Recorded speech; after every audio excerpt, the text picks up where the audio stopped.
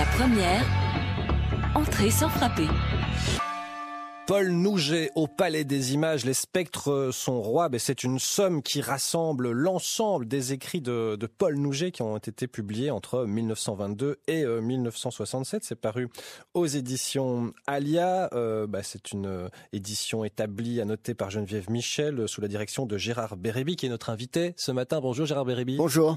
Également réalisé par Marjorie Riban. Alors Paul Nouget, on va resituer qui est cet écrivain, ce poète belge, considéré comme l'un des initiateurs, enfin carrément comme le véritable instigateur du surréalisme en Belgique, aux côtés de René Magritte notamment. Paul Nouget était un homme extrêmement actif, qui a participé à énormément de choses depuis le début de sa vie.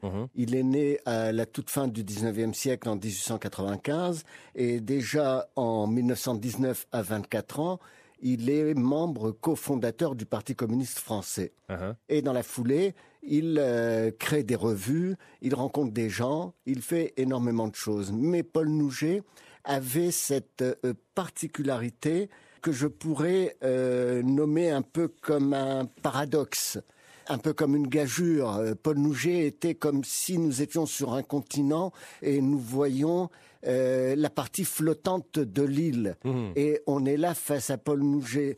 Et il était relativement connu de ses contemporains, mais fort discrètement, et à mes yeux totalement inconnu des générations contemporaines qui auraient besoin de le lire dans la mesure où le fait d'exhumer l'ensemble des écrits de Paul Nouget n'avait pas pour but pour moi de mettre à jour une partie du panthéon de la littérature belge. C'est un travail très honorable, mais qui ne m'intéresse pas. Ce qui m'intéresse, c'est quand une œuvre est exhumée et qu'elle a un écho que peuvent ressentir les lecteurs contemporains. Et en ce sens, le titre que nous avons choisi pour cet ouvrage, Au Palais des Images, les spectres sont rois, c'est absolument magnifique, c'est très parlant, montre un petit peu notre monde contemporain et a fortiori montre le côté visionnaire de Paul Nouget, c'est-à-dire qu'il sentait de quoi les choses allaient devenir et de quoi nous sommes faits.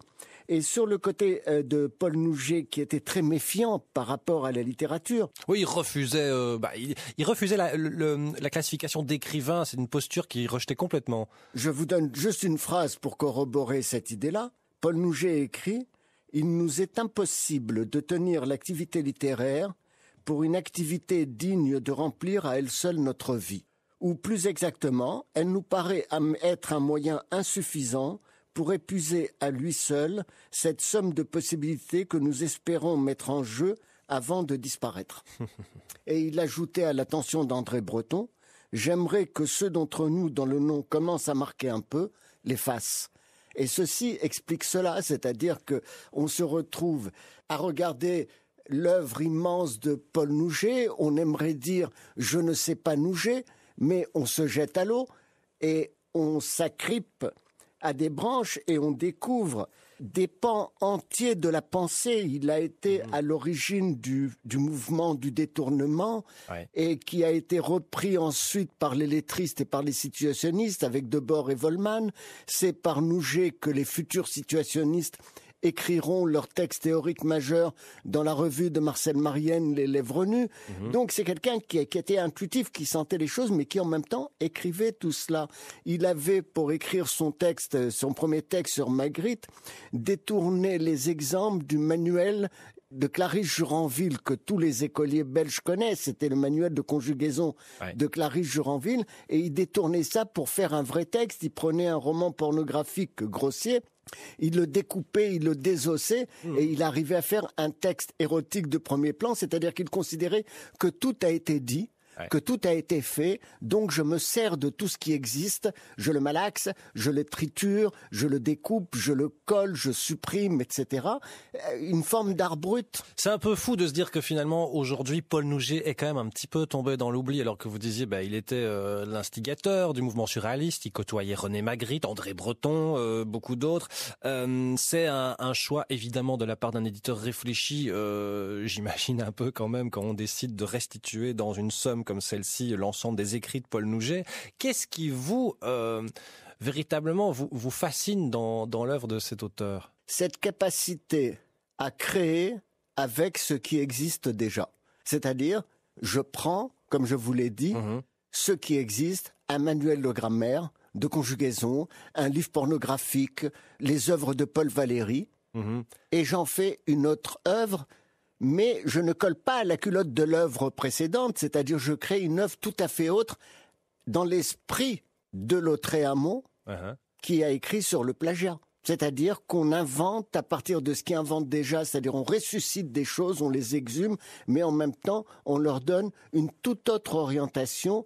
Et aussi, il faut dire qu'il y a énormément d'humour, il y a un côté extrêmement ludique dans ce travail. C'est-à-dire c'est la destruction même du statut symbolique de l'écrivain, de l'ego. Et on a quelqu'un qui apparaît et qui dit, ne le dit pas, mais presque, je ne sais rien, alors qu'il est tout. Et je trouve que c'est d'une puissance de pouvoir affirmer je ne suis rien alors qu'on est tout. Paul Nouget a cette phrase qui me paraît quasi un programme de vie pour tout le monde, que tout le monde devrait adopter. On vous écoute. Ma vie n'a été qu'une expérience continue. C'est-à-dire, c'est l'expérimentation permanente, l'inventivité à l'œuvre. Il a travaillé toute sa vie dans un laboratoire de biochimie. Il allait travailler le matin, il rentrait le soir et tout ce qu'il faisait, c'était à côté. Et il fabriquait des objets en verre, parce que dans les laboratoires de chimie, il y a des pipettes et des choses comme ça. Et un jour, il prend un bocal dans lequel il met un produit qu'il envoie au surréaliste français André Breton. Et dans le bocal, il met une sangsue. Donc, c'est quelqu'un de toujours inventif, toujours...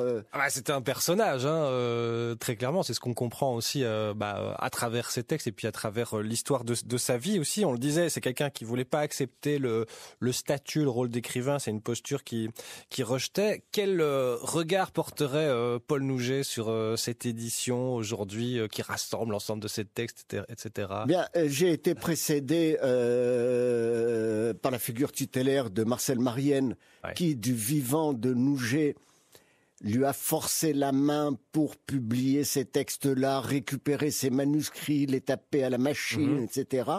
Nouget a laissé faire, j'allais dire presque à contre-cœur. C'est à partir de là que nous sommes partis. L'édition, bien sûr, est dépassée aujourd'hui avec la nôtre qui, logiquement, est d'un tout autre niveau, mais il faut reconnaître le mérite à Marienne. Comment me regarderait Nouget si j'avais fait ça ? Peut-être avec une moue dubitative, une certaine hauteur et distance, certainement de l'ironie, mais d'un autre côté, que voulez-vous ?